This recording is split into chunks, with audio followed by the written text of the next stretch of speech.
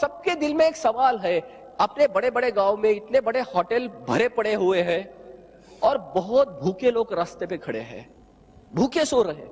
वो भूखे लोग होटल में क्यों नहीं जाते होंगे? पैसा नहीं है। कपड़ों के दुकान भरे पड़े हुए और बहुत से लोगों के दामन पे कपड़ा नहीं है। ऐसा क्यों है? पैसा नहीं है। अगर पैसा इतना अहम है, सरकार भी वो कर्जा ले रही है, तो पैसा छपवाती क्यों नहीं है सरकार? जितना चाहे उतना। हमारे पास क्या कम है? कागज कम है, प्रिंटिंग मशीन नहीं, टेक्नोलॉजी क्या कम है हमारे पास? हम इंपोर्ट भी कर सकते हैं। हमने की थी बीच में करेंसी इंपोर्ट कोरिया से। ये जो पैसा होता है, हम सबको लगता है कि ऐसा पैसा छपवाने के लिए सरकार के पास सोना होना चाहिए, या कोई फॉरेन एक्सचेंज होनी चाहिए, या कोई असेट्स होनी चाहिए, नहीं तो ये पैसा चुप ही बढ़ते जाएगा तो इन्फ्लेशन होगा। यह धारणा हम में से बहुत लोगों की है। गोल्ड स्टैंडर्ड जिसको बोलते हैं, जितना सरकार के पास सोना है उतनी इसमें से वो मुद्राएं बनती थी। 50 साल पहले तक अपने ये देश में चलता था, 1957 तक। हमारा पैसा ऐसा नहीं बनता अभी। आज की जो नोट होती है जिसके ऊपर लिखा होता है, वह धारक को इतने रुपए अदा करने का वचन देता हूं, आई प्रॉमिस टू पे। ये नोट जो गवर्नर जो छपवाती नोट, वो कॉन्स्टिट्यूशनल राइट से बनती है। ये हमारे कॉन्स्टिट्यूशन ने राइट दी है कि आपकी इकोनॉमी को कितना पैसा चाहिए, उसके आप कुछ मॉडल निकालिए। जैसे आपकी इन्फ्लेशन क्या चल रही है, आपकी ग्रोथ इकोनॉमी रेट क्या चल रही है, आपकी पुराने नोट कितने रिप्लेस करनी है, इसके मैथमेटिकल मॉडल्स के ऊपर ये नोट छपवाई जाती है। उसके पीछे कोई मटेरियल या होने की जरूरत नहीं है। इसीलिए इस पैसे को हाई पावर्ड मनी बोलते हैं, जिसके पीछे क्रेडिट की जरूरत नहीं होती है, उसके पीछे कॉन्स्टिट्यूशनल पावर होती है। यह पैसा एक प्रकार का हो गया जो सरकार छपवा सकती है रिजर्व बैंक से, और इसमें कि कितनी हमारी वृद्धि है, अर्थव्यवस्था की वृद्धि कितनी है, इन्फ्लेशन के रेट क्या है, इसके मैथमेटिकल मॉडल बनते हैं और उसी हिसाब से नोट छपवाई जाती है। दूसरा एक पैसा होता है, जब मैं किसी के नाम पे, अगर कोई हम जैसे कोई उठ के किसी के नाम पे एक चेक लिखता है, पे टू समबडी, और नीचे हम साइन करते हैं, यह दूसरा पैसा होता है जिसको क्रेडिट मनी या बैंक मनी बोलते हैं। यह दूसरा पैसा हम सब लोग बना सकते हैं खुद का। 500 रुपए का चेक और 500 रुपए की करेंसी नोट में कोई फर्क नहीं होता, दोनों को ही ट्रांजैक्शन मनी यही बोला जाता है। इकोनॉमिक टर्म्स में उसको नैरो मनी भी बोलते हैं, M1। लेकिन यह दूसरा पैसा जो बनाना होता है, इसके लिए आदमी की बैंक अकाउंट होनी जरूरी है, उसके बैंक में साख होनी जरूरी है, क्रेडिट होना जरूरी है, तभी वो मान लेगी बैंक। ये जो बैंक प्रणाली है जिसमें मैं एक इंस्ट्रूमेंट बनाता हूं खुद का, इसके लिए मेरा बैंक में अकाउंट होना और मेरी साख होना जरूरी होता है। इसीलिए इसको क्रेडिट मनी या बैंक मनी भी बोलते हैं। पहला पैसा सरकार जो बनाती है वो पावर मनी होती है, जिसको हाई पावर्ड मनी होता है। और दूसरा पैसा जब हम सब आम लोग बना सकते हैं, वो डेबिट कार्ड से बनाए या इलेक्ट्रॉनिक मीडिया से बनाए, ये साख के ऊपर होती है। इसके लिए बैंक का होना बहुत जरूरी होता है। और यही हमारी एक गलती यहां होती है। हम में से सब पढ़े लिखे लोग बहुत बड़ी मात्रा में हम सरकार का पैसा यूज करते हैं, करेंसी नोट, खुद का पैसा हम तैयार नहीं करते हैं। ये जो करेंसी नोट होती है, ये हाई पावर्ड होती है। इसके बाद और एक उसके साथ अवगुण भी होती है। ये करेंसी नोट नॉन ट्रेसेबल होती है। एक बार उसने हाथ बदल दिया तो कौन किसके लिए किसने पैसा दिया कभी समझ में ही नहीं आएगा। मेरी 500 की नोट अगर इनके जेब में चली गई तो ये किस लिए आई, कहां से आई, कोई इसका पता नहीं लगेगा। ये नॉन ट्रांसपेरेंट हो सकता है। लेकिन बैंक मनी ट्रेसेबल होता है। अगर मेरे अकाउंट से मैंने किसी को चेक दिया तो कौन से अकाउंट से गया, कब गया, कैसे गया, ये पूरा रिकॉर्ड बनता है। बैंक मनी ट्रेसेबल होता है। 2001 में अमेरिका के ट्विन टावर पे अटैक हो गया, टेररिस्ट अटैक, ट्विन टावर गिर गए। उसी साल हमारे पार्लियामेंट पे भी अटैक हो गया। 2001 के बाद भारत में, अमेरिका में दूसरा अटैक नहीं हुआ, टेररिस्ट अटैक। भारत में तो अभी अभी मुंबई ब्लास्ट तो अभी चल ही रहे। अमेरिका ने सिर्फ एक कर दिया। 2000 के बाद जो टेररिस्ट आउटफिट्स थे उनके बैंक अकाउंट उन्होंने सील कर दिए। अभी उनके पास विटामिन एम है ही नहीं, कोई कर ही नहीं सकते क्योंकि उसके लिए पैसा ही नहीं है। अमेरिका, यूरोप, सभी जगह आपको मालूम है 90% 95% तक तो आपको थ्रू बैंक ही जाना पड़ता है। और हमारे देश में तो करेंसी नोट पे ही सब चलता है। कौन छपवाता है, कैसे छपवाता है। एक करेंसी नोट छपवाने के लिए अपने देश को आज 39 रुपए खर्चा आता है, 39 रुपया। उस पर इंडोर्स कुछ भी कीजिए, 50, 500, 1000 कुछ भी कीजिए, वही खर्चा शायद थोड़ा सा कम ज्यादा होगा पाकिस्तान के लिए, उतने में वो हमारी 500 और 1000 रुपए की हमारी इकोनॉमी खलास करती है नॉन ट्रेसेबल ट्रांजैक्शन से। ये हाई पावर्ड मनी जब इंडिया में आता है सभी जगह घूमने लगता है, उससे सब कुछ परचेस किया जा सकता है। पॉलिटिशियन को, हमारे पुलिस व्यवस्था को, हमारे न्याय व्यवस्था को, हमारे शिक्षण व्यवस्था को।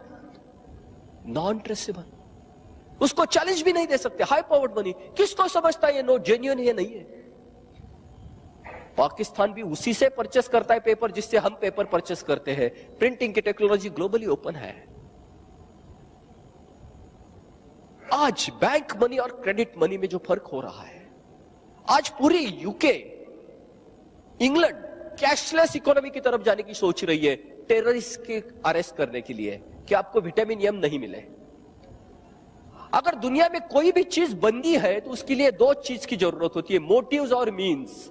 मोटिव यानी आपके मन में हेतु होना चाहिए और वो हेतु के लिए आपके पास संसाधन होनी चाहिए। मोटिव्स जो आते हैं वो नीति से आते हैं, मोटिव जो आते हैं वो अर्थ से आते हैं।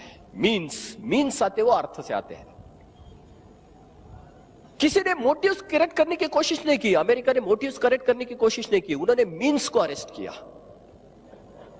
और हम लोग सोचते हर बार कि वो मोटिव को बदलना पड़ेगा, हमें मीन्स को करेक्ट करना पड़ेगा। मोटिव्स के लिए तो हमारे पास बहुत बड़ी विरासत है। मोरालिटी में तो हम फिलॉसफी में दुनिया को फिलॉसफी देते हैं। अमेरिका और भारत दोनों में अलग फर्क है। दोनों का पेट बहुत दुखता है, बहुत दर्द है दोनों के पेट में, लेकिन वजह 180 डिग्री में अलग है। एक का बहुत ज्यादा खाने से दुखता है, दूसरे का न खाने की वजह से दुखता है। हम लोगों को क्या करना चाहिए? पैसा इतना अहम हो गया है और वो पैसा नहीं बन रहा है तो हमारे लिए क्या होगा? हम पैसे को कैसा बनाएंगे? बैंक से कैसे ट्रांजैक्शन होते जाएंगे? ट्रांसपेरेंट कैसे होंगे? और जैसे बाबा जी जो बात करते हैं कि 50 की करेंसी नोट क्यों नहीं चाहिए ऊपर की,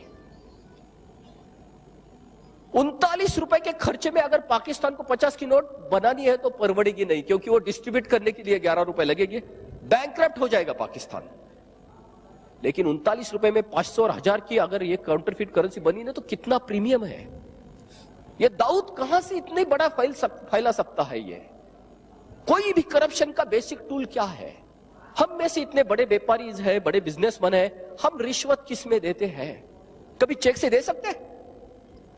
दाऊद ने कर मेरे कनपट्टी पे रिवॉल्वर रखा, मुझे 2 लाख रुपए की रेंसम चाहिए, फिरौती चाहिए, मैं इतना ही पूछूंगा मेरे पास करेंसी नहीं है, बोल कौन से नाम पे चेक दे दूं? दाऊद ले सकेगा वो पैसा? हम लोग बहुत बड़ी मात्रा में एक तरफ जा रहे हैं कि ये सभी अर्थशास्त्रियों का प्रॉब्लम नहीं है, ये तो आम आदमी का, ये कॉमन सेंस का प्रॉब्लम है। हम ट्रेसेबल नहीं बना पा रहे हैं हमारे अकाउंट्स को। आज जो सुरेश कलमाड़ी जो अंदर गए हैं वो अभी तक सिर्फ 300-350 करोड़ की इसमें जो ट्रेसेबल हुए हैं ट्रांजैक्शन, लेकिन हमें मालूम है कि वो फिगर कितनी बड़ी है। हमें उनकी ट्रेसेबिलिटी एस्टेब्लिश नहीं होती है करप्शन की इसमें, और कानून तो वो चाहता है। हमें क्या करना पड़ेगा? हमें बैंक की तरफ जाना पड़ेगा कैश से निकाल के। और वो कैसा होता है, वो क्या करनी चाहिए है? थोड़ा सा प्रेजेंटेशन में मैं आपके सामने एक चित्र रखता हूं जो हम हमारा समाज किस तरीके से आगे आ रहा है। हम ये सोशल रियलिटी बोल के इसको देख रहे हैं। हमारा एक बड़ा जहाज है, टाइटैनिक जैसा बड़ा जहाज, 121 करोड़ की हमारी उसमें पॉपुलेशन उसमें तैर रही है, उसमें प्रवास कर रही है। तो ये बड़ी जहाज एक जागतिकीकरण यानी ग्लोबलाइजेशन की इसके ऊपर जाके टकरी है। नीचे से छेद गया, पानी ऊपर आ रहा है। ये इस जहाज में बड़े बड़े टियर्स है। सबसे ऊपर वाला टियर जो है वो पॉलिटिशियंस और पॉलिसी मेकर का है। बड़े आराम से वो टिकट निकाल के अंदर बैठे हैं सब, लेकिन दरवाजे बंद है। नंबर 2 वाला जो टियर है उसमें सभी ऑर्गेनाइज क्लास, जो पेंशन होल्डर है, जिनके पास थोड़ी सी भविष्य की कुछ निधि है, कोई सुरक्षा है, वो बीच वाला है। और सबसे छोटे वाला जो क्लास है, नीचे वाला अनऑर्गेनाइज क्लास, हमारे देश में 70% पॉपुलेशन उसमें है। किसान हो, छोटे उद्योजक हो या स्टूडेंट्स हो, जहाज से नीचे से पानी आ रहा है, नीचे वाले क्लास के नाक तक पानी आ गया और ऊपर वाले दोनों के दरवाजे बंद है, उनको मालूम नहीं नीचे क्या हो रहा है। ये सब भाग रहे जान बचाने के लिए। 70% हमारे देश में आज ये कंडीशन है। ऐसा एक बड़ा जहाज टूट के अभी समंदर में पड़ा है जिसका नाम सोवियत यूनियन है। 1989 में टूट के पड़ा है, बिखर गया है। आज हमारे जहाज करप्शन और इसमें से एक कंडीशन में है, ऐसा हमें लगता है। ये इंटरप्रिटेशन है, ये गलत हो सकता है। आज हम सबकी एक ही ड्यूटी हो सकती है, एक ही कर्तव्य हो सकता है, अपने अपने कमरे छोड़ के वो जहाज को बचाना चाहिए। कोई भी चेंबर में हो, मैं इंजीनियर हूं, डॉक्टर हूं, सीए हूं, बिजनेसमैन हूं, पहले वो जहाज बचना चाहिए। देश बचेगा तो हम तैरेंगे। हमारा देश अभी एक बड़ी बिल्डिंग जैसे खड़ा हो गया। ये पंचायत जैसे छोटी छोटी, स्मॉल इज ब्यूटीफुल से लेके हम जायंट इज पावरफुल की तरफ हम बढ़ने लगे हैं।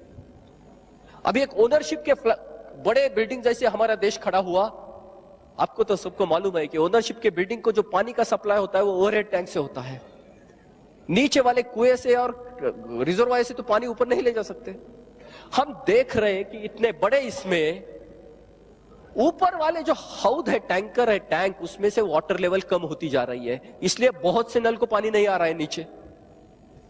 हम समझ नहीं पा रहे कि ऊपर वाले टंकी में पानी क्यों नहीं है। हम जब पीछे जाके देखते हैं तो पीछे वाले हौद में तो बहुत पानी है, पंप चालू है, लेकिन वो वहां तक नहीं पहुंच रहे क्योंकि वो बीच में से पानी बाहर आ रहा है। ये ऊपर वाली टंकी गवर्नमेंट का रेवेन्यू होती है और ये जो पानी उठाने वाली जो होती है उसको टैक्स पैटर्न बोलते हैं, जैसे अभी बाबा जी बोल रहे थे। वो गवर्नमेंट तक पहुंच ही नहीं रहे, वो बीच में से बाहर निकल रहे, उसको काला पैसा या ब्लैक मनी बोलते हैं। और उसका एक अलग पॉइंट बन गया बाहर जो आउट ऑफ गवर्नेंस है, दैट इज पैरेलल इकोनॉमी, समांतर अर्थव्यवस्था। अभी सरकार को ऐसा लग रहा है कि ऊपर की टंकी भरने के लिए नीचे वाले टैंक इसमें हौद में पानी डालो, बाहर से टैंकर से पानी लाके डाल रहे हैं। फॉरेन डायरेक्ट इन्वेस्टमेंट हो या एसईजेड हो, उनको लग रहा है कि ये नीचे वाले हौद में पानी आएगा तो ऊपर जाएगा। कैसा जाएगा जब तक ये अंदर है। ये जो बड़ी बड़ी फिगर आ रही ना, 1,72,000 करोड़, एफडीआई नीचे आ रहा है, बाहर से जाके घूम के फिर बाहर जा रहा है। और अभी सभी व्यवस्थाएं, सबको पानी की जरूरत है। आम आदमी को भी मजबूरन यहां जाना पड़ रहा है पैरेलल इकोनॉमी की तरफ। आम आदमी को अगर एक फ्लैट लेना है तो सफेद पैसे में पूरा फ्लैट कभी नहीं मिलेगा, उसको तो देना ही पड़ेगा। मैं रिश्वत लेना नहीं चाहता, लेकिन देना तो मुझे पड़ेगी, ये तो मेरी मजबूरी है। और ये आ रहा है यहां से, और ये टोटली आउट ऑफ गवर्नेंस है।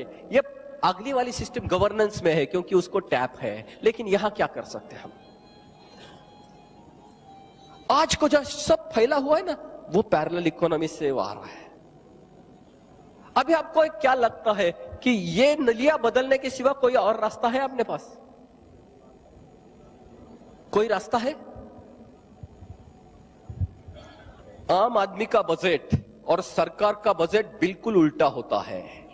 आम आदमी का जो इकोनॉमिक बजट होता है वो ऐसा होता है कि पहले उसकी आय वो समझता है कि मेरी आय कितनी है, मेरा वेतन कितना है या मेरी इनकम कितनी है। उसके बाद में उसका एक्सपेंडिचर प्लान यानी व्यय वो निकालता है कि मैं 10,000 रुपए कमाता हूं, 2,000 रुपए मेरे घर खर्चे के लिए, 1,000 रुपए मेरे ट्रांसपोर्ट के लिए, एक हफ्ता एजुकेशन के लिए, कुछ हॉस्पिटल के लिए। जो पैसे मेरे पास बचते हैं मैं उसका सेविंग करता हूं या इन्वेस्टमेंट करता हूं। जो पैसा मुझे कम पड़ता है मैं उसको बोरो करता हूं या घर की कोई चीज बेच देता हूं पैसा खड़ा करने के लिए। सरकार का बजट बिल्कुल उल्टा होता है। सरकार के बजट में पहले व्यय निकाला जाता है, खर्चा कितना करना है, एक्सपेंडिचर प्लान, उसके बाद में उसको रेवेन्यू प्लान बनाना होता है, इसीलिए टैक्सेशन होता है। Taxation is the clean revenue to government and is a mandatory contribution of everybody's towards nation. Tax लगाने का सिर्फ सरकार का अधिकार होता है। अब मुझे यह बताइए, अगर व्यय के बाद, एक्सपेंडिचर प्लान के बाद अगर रेवेन्यू प्लान बनाती है सरकार, तो कभी डेफिसिट में जा सकती है क्या? थियोरेटिकली जा सकती है? थियोरेटिकली जा ही नहीं सकती। आपने कभी 65 साल में, 63 साल में कभी सुना है सरकार सरप्लस बजट में है? यह कितना बड़ा कॉन्ट्रडिक्शन है, क्योंकि टैक्स का राइट सरकार का होता है। सरकार कितना भी टैक्स लगा सकती है, सरकार के पास इतनी पावर होती है, सरकार पैसा छपवा ही सकती है खुद के लिए। तो फिर सरकार कर्जे कैसे लेती है? यह तो आम आदमी के लिए होता है, कर्जा लेना या घर की चीजें बेचना। आज सरकार यहां आगे के फंस गई है कि वो टैक्सेशन से मैनेज नहीं कर पा रही, क्योंकि इतना बड़ा ब्लैक मनी हो रहा है और सरकार की जिम्मेदारियां बढ़ती जा रही है। हमारी लाइफ एक्सपेक्टेंसी बढ़ रही है, हमारी रिक्वायरमेंट बढ़ रही है, इंफ्रास्ट्रक्चर की रिक्वायरमेंट बढ़ रही है, सरकार के पास खर्चे के लिए पैसा नहीं है। मैं पॉलिटिशियन की बात नहीं कर रहा हूं, मैं गवर्नमेंट यानी सिस्टम की बात कर रहा हूं। आज हमारे देश में government is a system and politician is a component. Politician एक भाग है एक व्यवस्था का, लेकिन आज का पॉलिटिक्स पूरे काले पैसे पे खड़ा है। क्यों? 60 साल में इलेक्ट्रल डेमोक्रेसी के लिए हमारे लिए सफेद पैसे का कोई प्रावधान है ही नहीं, बजटरी प्रोविजन है ही नहीं। तो आज के पॉलिटिक्स कहां से चुन के आते होंगे आपको लगता है? एक एमपी के लिए हमारे देश में एवरेज जो खर्चा है वो 7.8 करोड़, 7 करोड़ 80 लाख रुपया है एवरेज खर्चा। एक एमएलए के लिए यानी विधायक जो है 3.6 करोड़, 3.6 करोड़, मैं इंडिया का एवरेज निकाल रहा बोल रहा हूं। और कारपोरेटर के लिए 50 लाख से 1 करोड़ तक खर्चा है। और इसके सब के लिए बजटरी प्रोविजन तो है ही नहीं। हमारे बजट में तो कुछ पैसा होता ही नहीं उसके लिए।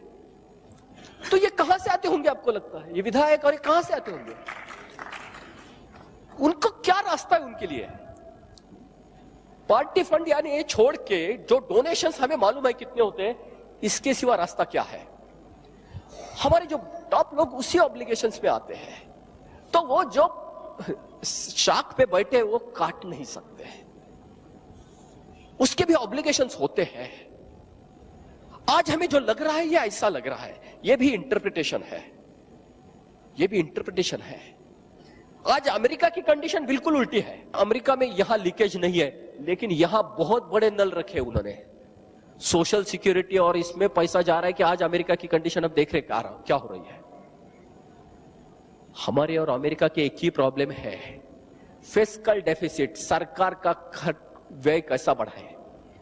कोई भी फैमिली तब तक टिक सकती जिसमें बाप जो होता है ना, जो चलाने वाला, घर चलाने वाला, उसकी ताकत अच्छी रहती है। अगर उससे बड़े बेटी की अगर पावर बढ़ गई, बाप से भी ज्यादा हो गई, तो घर टूटने के चांसेस बहुत ज्यादा होते हैं। वो बड़े की बीवी बोलने लगती है कि हम क्यों इतने छोटे भाइयों का ये सबका उठाए, हम अलग घर में से बसाएंगे। बाप ये नहीं बोल सकता, वो पोलियो वाला लड़का भी उसका ही है, जो अभी पालने में है वो भी उसका ही है, उसके लिए उसका ही करना है। अगर घर बचाना है तो बड़ी ताकत वो ताकतवान होनी चाहिए। अगर वो बूढ़ा हो गया, उसकी ताकत कम हो गई और बच्चा बड़ा होगा, तो घर बिखरने के चांसेस बहुत ज्यादा है। अमेरिका और भारत आज बहुत एक दूसरे में आ रहा है, क्योंकि बाप की ताकत कम हो रही है। यह फिस्कल डेफिसिट यानी गवर्नमेंट की जो रेवेन्यू होती है वो कम होती जा रही है। सरकार हर चीज को अलग अलग तरीके से पैसा कमाने की बात करती है। पहले पैसे छपवाते जाओ, उससे इन्फ्लेशन बढ़ता है, जैसे आज हम देख रहे। सरकार सिर्फ ऐसी होती है जो पैसा नया बना सकती है। हम कोई लोग, कोई संस्था, कोई आम आदमी पैसा नया नहीं बना सकता। हम पैसा कर्जा ले सकते हैं, यानी मार्केट का पैसा घुमाते रख सकते हैं हम, लेकिन नया पैसा नहीं बना सकते। हमें अगर बैंक से लोन लेना है तो हमें कुछ मॉर्गेज रखना पड़ता है। अगर हमें नया पैसा बनाना है तो हमें उससे इनकम से, प्रॉफिट से ही बनाना पड़ता है, कुछ एक्टिविटी करनी पड़ती है। सरकार को जरूरत नहीं है, सरकार करेंसी नोट छपवा सकती है। सरकार रिजर्व बैंक से एडवांस लोन ले सकती है, जिसको ट्रेजरी बिल बोलते हैं, 30 डेज, 90 डेज, 60 डेज के क्रेडिट के, और टैक्स से आने वाले पैसे से वो वापस कर सकती है वो ऋण। यानी सरकार ऐसी होती है कि वो पहले पैसा तैयार कर सकती है। अभी इसमें है inadequate tax revenue to government, tinkering of taxation. सरकार को सब पैसा जब कम गिरने लगता है तो सरकार टैक्स के साथ खिलवाड़ करती है। जैसे अभी बाबा जी ने बताया 32 अलग अलग परसेंट टाइप्स के हमारे यहां टैक्सेस है। किसी को मालूम नहीं है कैसे होते, कोई सीए भी नहीं बता सकता। ये अलग अलग किस्म, डिस्क्रिमिनेशन, नॉन ट्रांसपेरेंसी, इसके लिए इतने शेड्यूल्स आम आदमी को समझता ही नहीं। वो इतना समझता है मुझे घर चलाने के लिए कुछ तो देना है, सीधे से लेना भाई। इतना वो ट्विस्ट किया जाता है कि वो समझता नहीं। इसका जो होता है tinkering of taxation system, come on, flawed taxation system, वो बहुत क्लिष्ट हो गई है, बहुत कॉम्प्लिकेटेड हो गई हमारी टैक्स सिस्टम। इससे क्या हो रहा है? टैक्स इवेजन, इसमें से हमारे देश में से टैक्स बहुत बड़ी मात्रा में चोरी या टैक्स से हम बाहर आ रहे हैं। ये टैक्स इवेजन से डायरेक्ट जो होता है, आपको आज मालूम है जिम्बाब्वे जैसा एक देश है जहां 2 बिलियन जिम्बाब्वियन डॉलर की नोट है, 2 बिलियन जिम्बाब्वियन डॉलर, और उसमें क्या मिलता है? एक चाय का कप और बिस्कुट का पूड़ा। 2 बिलियन डॉलर की जिम्बाब्वियन नोट। ये इन्फ्लेशन होता है, हाइपर इन्फ्लेशन जिसको बोलते हैं। इन्फ्लेशन की वजह से हमें बड़ी नोट निकालनी पड़ती है।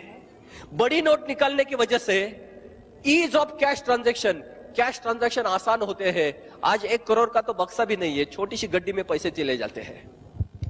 उसका जो डायरेक्ट होता है non traceable transaction, cash transaction कभी ट्रेसेबल नहीं होते हैं। कैश ट्रांजैक्शन नॉन ट्रेसेबल हो जाते हैं। दूसरी तरफ से टैक्स इवेजन से ब्लैक मनी ही, और वो दोनों में से ब्लैक मनी तैयार होता है। टैक्स इवेजन और non traceable transaction. Non traceable transaction corruption को प्रमोट करते हैं। ब्लैक मनी और corruption is equal to parallel economy. दूसरी तरफ से लार्ज डिनोमिनेशन नोट की वजह से less use of banking system, हम बैंक में जाते ही नहीं है, अपना पैसा तैयार ही नहीं करते। एक तरफ तो शरीर में खून तैयार नहीं होता, और जो होता है वो पूरा पोल्यूटेड होता है, काले पैसे की इसमें से वो पूरा खराब होता है। इसका डायरेक्ट जो होता है less use of banking system, poor credit और capital formation.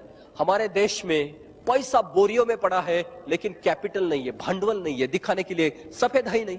इनएडिक्वेट capital supply to economy, GDP growth slow down. बाबा जी हर इसमें बोलते हैं कि हमारी जीडीपी बहुत ज्यादा होनी चाहिए, वो होती नहीं है। जीडीपी कम डाउन होने की वजह से सरकार को जो टैक्सेस मिलते हैं, इनडायरेक्ट टैक्स, वैट हो, एक्साइज हो, वो कम मिलते हैं। ये विशेष सर्कल पूरा होता है। इनएडिक्वेट टैक्स और करप्शन, सरकार के पास ताकत भी नहीं है और करप्शन से ये देश लिपटा है। ये दोनों में से पुअर गवर्नेंस होता है। हमारे देश की आज सबसे बड़ी प्रॉब्लम पुअर गवर्नेंस की है। करप्शन को वो कंट्रोल नहीं कर पा रही है। पुअर गवर्नेंस और करप्शन से पूरे देश की सोसाइटी इनसिक्योरिटी फील कर रही है, आज असुरक्षित महसूस कर रहे हैं हम सब लोग। ये हमें लगता है ऐसा हो रहा है। पूरे टैक्स निकाल देने चाहिए, 50 के ऊपर की नोट निकल देनी चाहिए, एक ही जगह टैक्स लगना चाहिए ट्रांजैक्शन पे। अभी कोई कंप्लायंस करना, किसी को टैक्स भरना नहीं है, कोई कुछ नहीं करना है। No compliance, no audits. आपके अकाउंट पे आया हुआ पैसा टैक्स भर के आया होगा। करेंसी में आप कर दो कितना भी ट्रांजैक्शन, आपके लिए टैक्स लगेगा नहीं, रिस्क आपकी रहेगी। ये जो है, ये आपका सामने यही 5 पॉइंट का प्रपोजल है जिसके बारे में हम बात कर रहे हैं। ये जो सॉल्यूशन है, नहीं बाकी का जो है वो हमारी इंटरप्रिटेशन है, वो उसके ऊपर तो आप बहुत बहस कर सकते हैं। जो हम इसकी बात कर रहे हैं कि जो सॉल्यूशन जो रख रहे हैं, हमारा इंटरप्रिटेशन, हमने पहले बताया कि दवाई कैसी होती है, तो हमारा डायग्नोसिस की बात कर रहे हैं। वो डायग्नोसिस गलत हो सकता है, लेकिन ये बात है मेडिसिन की बात है, ये आपके सामने रखेंगे। ये पॉइंट आपके सामने हर बार रहेंगे। अभी मैं सिर्फ आपको ये मेडिसिन लेने के बाद क्या परिणाम हो सकते मैं आपसे ये करूंगा।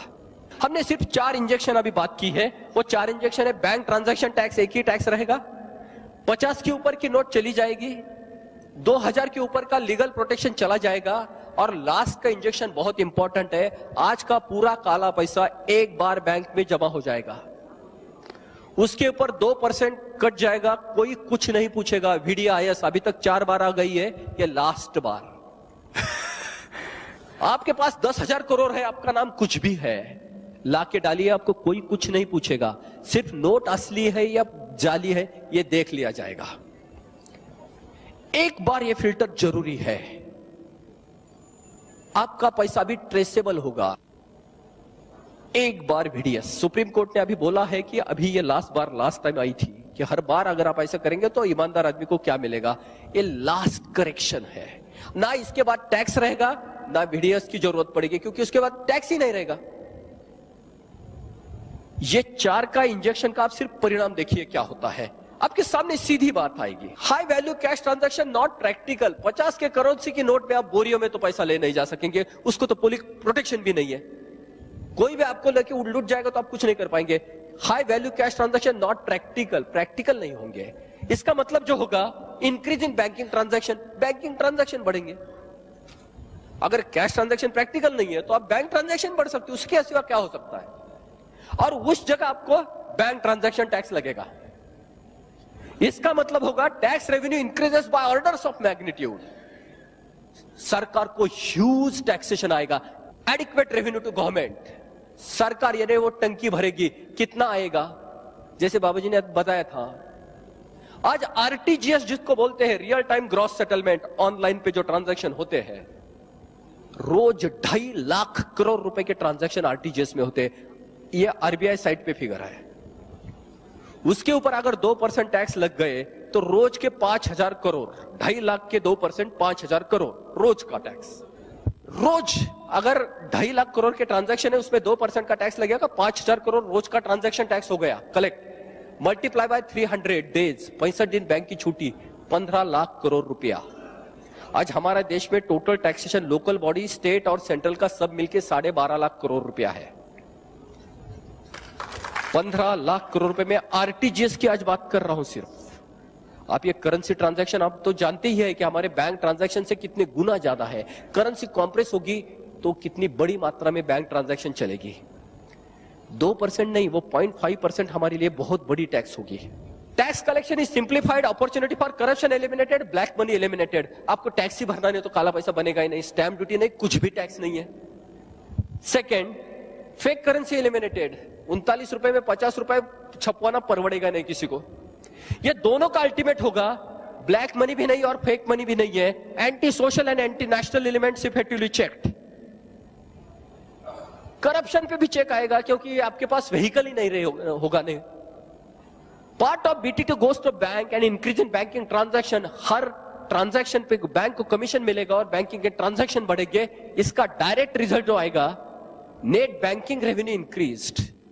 बैंक को इंटरेस्ट की जगह और एक पैरेलल रेवेन्यू सोर्स आएगा, इससे बैंकिंग रेवेन्यू बढ़ेगा। उसका डायरेक्ट इफेक्ट है ग्लोबली कॉम्पिटिटिव इंटरेस्ट रेट।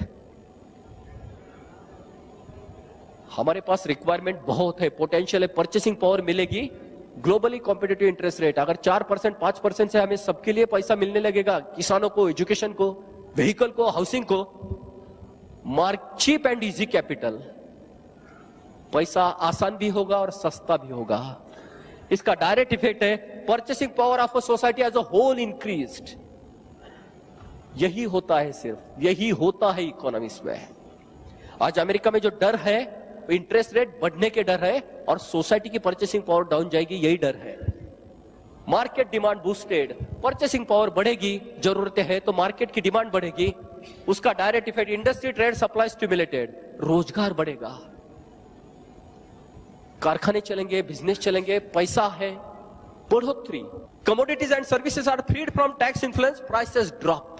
आज हम सबको मालूम है हर चीज के ऊपर कम से कम 30% या 35% टैक्सेस होते हैं। हर चीज के ऊपर एक्साइज होती है, हर चीज के ऊपर वैट होता है, हर चीज के ऊपर टैक्सेस होते हैं, लोकल बॉडी के टैक्सेस। हमें मालूम है कि पेट्रोल की कीमत कितनी है मार्केट में, उसके ऊपर टैक्सेस कितने हैं। 65 रुपए की कीमत जो है पेट्रोल की, उसकी रियल प्राइस जो है वो 27 रुपया कुछ पैसा है, ऊपर के सब टैक्सेस है। हर चीज के ऊपर टैक्सेस होते हैं, वो कम से कम 35% तक उसका कंपाउंडिंग होता है। सब टैक्स चले जाने से प्राइसेस विल ड्रॉप और वहां से इंटरेस्ट रेट कम होने से चीप एंड इजी कैपिटल, उससे भी प्राइसेस कम आएगी, महंगाई बहुत नीचे जाएगी, purchasing power increases, market demand boosted, focus shifted to innovation from manipulation. हम काली पैसे की जगह हम सफेद पैसे की बात करेंगे, क्वालिटी की बात करेंगे, इंप्रूवमेंट की बात होगी। ये पैसा छुपाना कहाँ, फिर वो स्विस बैंक में रखना कैसे, फिर उसको वापस कैसे लेना, फिर वो मॉरिशस रूट कैसे करना, कोई जरूरत नहीं रहेगी। पैसा यहां घूमेगा, यहां होगा। Industry trade supply stimulated, black money is converted into white money supply regulated. बड़ी नोट भी नहीं है तो एक बार सब कुछ ला के डालो, वीडियास। आपको कोई पूछेगा नहीं 28,000 कहां से आए, 28,000 करोड़ ये इकोनॉमी में आ जाएंगे, तो लोगों को सस्ते इसमें कर्जा मिलेगा और नीचे तक वो परकोलेट होगा। आपका पैसा तिजोरी में जो पड़ा है वो किसी के काम का नहीं है, नीचे आना चाहिए उसको। Tax revenue increases by orders of magnitude, adequate revenue to government. ये तीन जो है, anti social, anti national element effectively checked, industry trade supply stimulated और एडिक्वेट रेवेन्यू टू गवर्नमेंट, इसके direct effect social security restored. Anti national और anti social element को अगर check हो गया तो सोशल सिक्योरिटी आएगी। दूसरी तरफ से government debt check, fiscal deficit recovered. हर लोकल बॉडी से लेकर स्टेट्स, गवर्नमेंट और सेंट्रल बॉडी को हर ट्रांजैक्शन पे टैक्स मिलते रहेगा। जितना सरकार खर्चा करेगी वहां से टैक्स मिलता ही रहेगा। सरकार को सिर्फ खर्चा करने का यही रोल रहेगा। अभी रेवेन्यू तो ऑटोमेटिक हो गया। एम्पावर्ड गवर्नमेंट, वो टंकी भर जाएगी, लीकेज निकल गया और हर सर्कुलेशन में से पैसा आ गया। एम्पावर्ड गवर्नमेंट, जो हमारे यहां था वीक गवर्नमेंट, ये पहले इसमें एम्पावर्ड गवर्नमेंट यहां आएगा। दूसरी बार एम्प्लॉयमेंट अपॉर्चुनिटी बढ़ेगी, ट्रेड बिजनेस बढ़ेगा, पैसा गांव गांव तक घूमने लगेगा, तो वहां के पैसे, वहां के रोजगार बढ़ेंगे। ये नक्सलाइट मूवमेंट को एक चेकआउट हो जाएगा। देश में आबादी और शांति आने के चांसेस है। Social security record, appropriate subsidies, सरकार के पास पैसा आएगा तो social health, social education, social infrastructure पे सरकार पैसा लगाएगी। आज प्राइवेट नहीं लगाएंगे। आज सोशल हॉस्पिटल में क्या कंडीशंस है, सोशल एजुकेशन के क्या हाल, सरकार के पास पैसे नहीं है। प्राइवेट तो परवड़ेगी नहीं, जिसको परवड़ेगी वो सिर्फ ऊपर जा रहा है। सरकार के पास पैसा आएगा तो गरीब लोगों तक वो पहुंचेगा। Globally competent agro segment, budgetary provision for political system. सरकार के पास पैसा आएगा तो पहले इलेक्शन के लिए और पॉलिटिक्स के लिए सफेद पैसा देना पड़ेगा, काले पैसे से हमें उनको तोड़ना पड़ेगा। इससे काला पैसा चले जाएगा। और budgetary provision for political system, black money eliminated और budgetary provision for political system, cleansed political system. हम ये चाहते हैं, इसकी सिवा कुछ नहीं होगा। हमारी राजकारण शुद्ध होनी चाहिए, काला पैसा चले जाएगा और सफेद पैसे पे वो चलेगा। Clinched political system, empowered government and clinched political, ये दो सिर्फ इफेक्टिव गवर्नेंस दे सकते हैं। जो पुअर गवर्नेंस से हमने बात की थी, अब इफेक्टिव गवर्नेंस तक आ गए। That's the end, empowered India what we dream.